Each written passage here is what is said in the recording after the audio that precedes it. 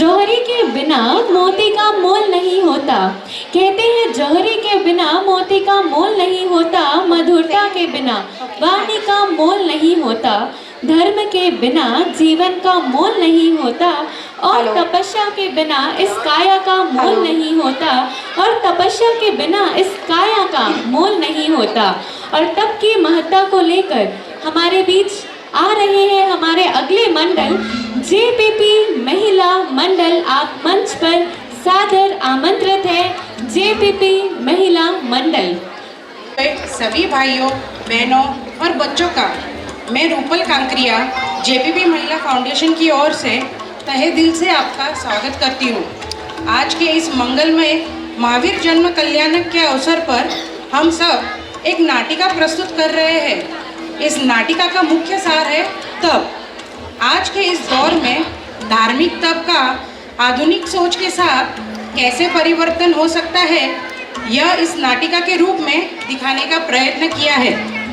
कोई भी शुभ काम की शुरुआत हम नवकार महामंत्र से करते हैं, उसी तरह हम आज के इस आधुनिक नाटिका की शुरुआत तप के रैप से करेंगे। ना हो तप, नहीं कोई खप जिसके शरीर से ना हो तप। तप से शरीर है तप का, आत्म कर्मों का क्षय है खप का। तप हो छोटा या हो बड़ा, तप हो छोटा या हो बड़ा, आत्मा के साथ है ये खड़ा। तप चाहे आयंबिल हो या मांस खमर, सब करे थोड़ा थोड़ा ग्रहण। छोटे हो या बड़े, जवान हो या बूढ़े, तप जैसे मौन ध्यान सेवा दान है ये अनमोल। इसके बिना जीवन का नहीं कोई मोल, इसके बिना जीवन का नहीं कोई मोल। आपकी अदालत में आप सभी का स्वागत है। आपकी अदालत में होने जा रही है तप की वकालत। आपकी अदालत में पेश करेंगे आज ऐसे तपस्वी को जिन्होंने बड़े ही कठिन तप किए हैं और उनकी ये अपनी चॉइस है। ये जैन परंपरा के एक महान तपस्वी है। पूरे जलगांव में इनकी तप की सराहना करते हैं। समाज के अलग अलग लोगों से मेरे पास रिक्वेस्ट आई थी इनको आपकी अदालत में बुलाने के लिए। मैं आमंत्रित कर रही हूँ जैन तपस्वी श्रीमती दीपाली जी कोठारी को। जय जयकार, जय जयकार, तपस्वी का जय जयकार।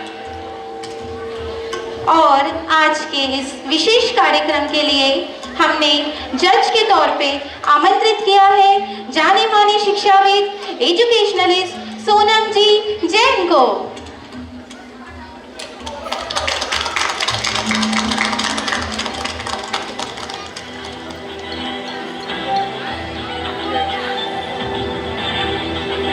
और इससे पहले कि आपकी अदालत में मुकदमा शुरू करें, इल्जामात और सवालात का सिलसिला शुरू करें, आज के जज सोनम जी जैन की इजाजत चाहेंगे आज की कार्रवाई शुरू करने के लिए। इजाजत है। इससे पहले कि मैं पहला इल्जाम लगाऊं, सफाई मांगूं, एक नजर डालेंगे दीपाली जी के जीवन पर। दीपाली जी घोर तपस्वी के नाम से जाने जाते हैं। इन्होंने बहुत कठिन कठिन तप भी किए हैं। इन्होंने कई मास खमन तथा कई छोटे बड़े तप भी किए हैं और पिछले 10 साल से इनका वर्ष तप भी चल रहा है। आपकी अदालत में आज का एक खास मुकदमा शुरू करते हैं। आपकी अदालत में पहला इल्जाम दीपाली जी पर, जैन तपस्वी दीपाली जी पर ये आरोप है कि इनकी जीवन शैली व्यवहारिक नहीं है। दीपाली जी, ये सही है कि आपने छोटी सी उम्र में प्याज लहसुन तथा अन्य कंदमूल का त्याग कर दिया था?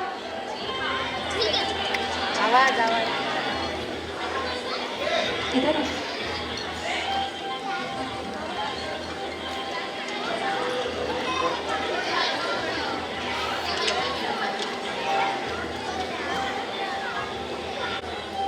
जी हाँ, ये सही है। क्या हुआ था? आपको पसंद नहीं था? माँ ने डांट के छुड़वाया या पीट कर त्याग करवा दिया था? जी ऐसा कुछ भी नहीं है।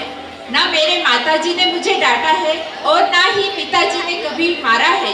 ये तो मेरे बचपन के ही संस्कार है कि मेरे माताजी, पिताजी और 2 बहनों ने जैन दीक्षा अंगीकार करी है, उसी से मुझे ये संस्कार मिले हैं। मैंने कंदमूल का त्याग तो किया ही है, उसी के साथ मैंने 12 व्रत भी ग्रहण किए हैं।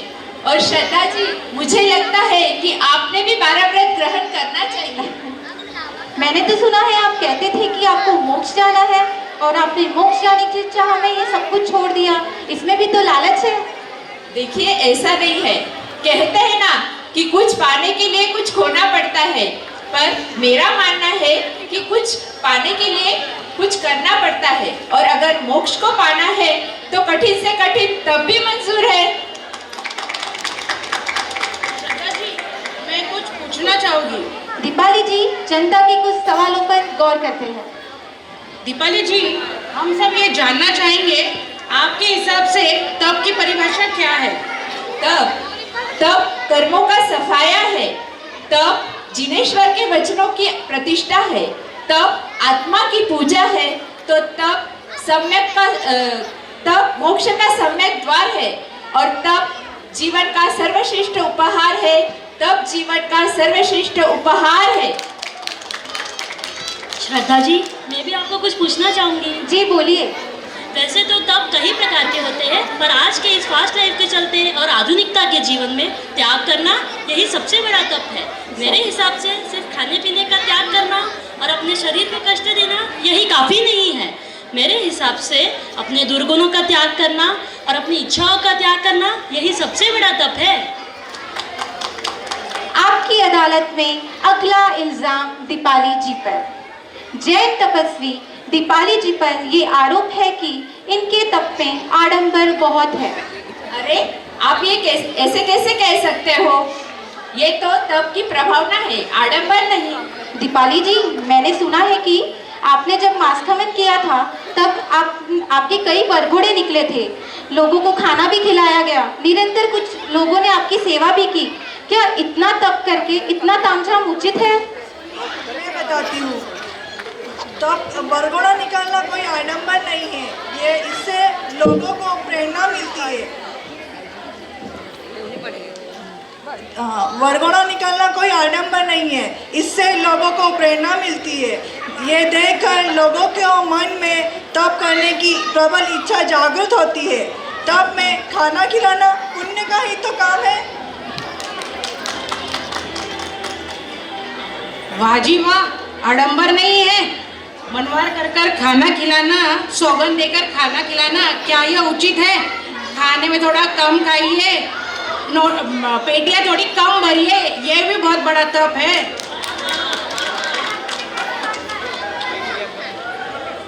श्रद्धा जी, मेरा भी एक सवाल है। जी बोलिए। क्या तप करते हो दूसरों से सेवा करवाना उचित है? क्या तप करते हो दूसरों से सेवा करवाना उचित है? हाँ हाँ, उचित है, क्यों नहीं।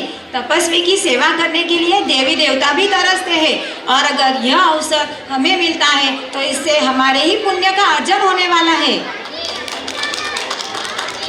अब मेरा अगला सवाल मैं दीपाली जी से पूछना चाहूंगी कि चातुर्मास के अलावा भी हम तप कैसे कर सकते हैं? अगर हमें तप और भगवान की वाणी पर श्रद्धा है तो हम कभी भी तप कर सकते हैं। और आज तो साइंस भी कहता है ना कि फास्टिंग हील्स योर बॉडी। इसके ऊपर क्या जनता कुछ कहना चाहेगी? हम उपवास, बेला तेला तो नहीं कर सकते, लेकिन मुंह पे और पेट पे ताला लगाने से कोई तपस्वी नहीं कहलाता। इच्छाओं पे संयम और मन पे विजय, यह भी बड़ा तप है।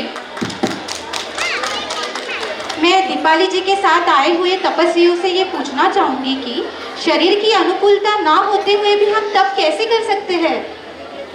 शरीर की अनुकूलता न होते हुए भी तप किया जा सकता है, जैसे कि भूख से 1-2 निवाले कम खाकर भी तप किया जा सकता है।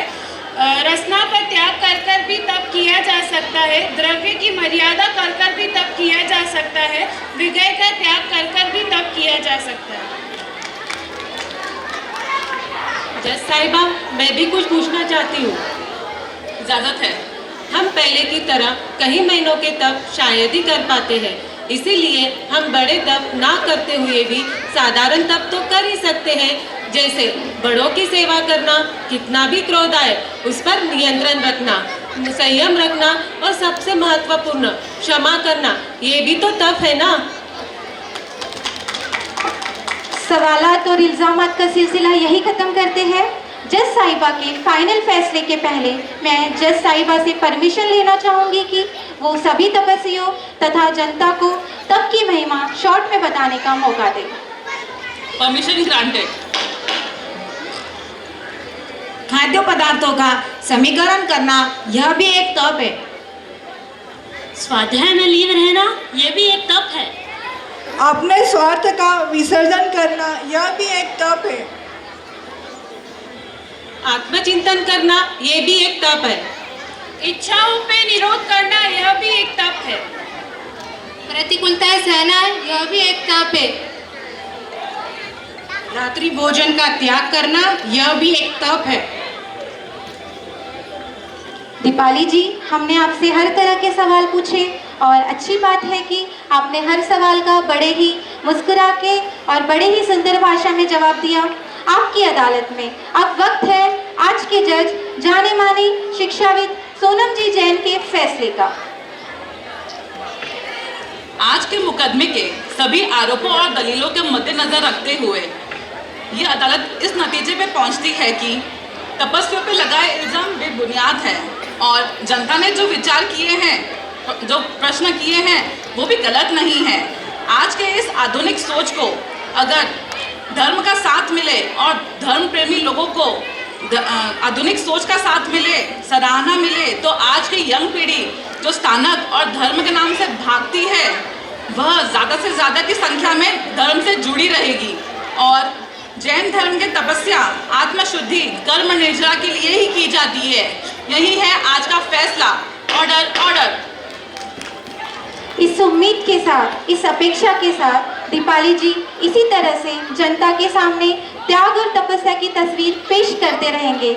आज का मुकदमा यही खत्म करते हैं। जय जिनेंद्र, जय महावीर।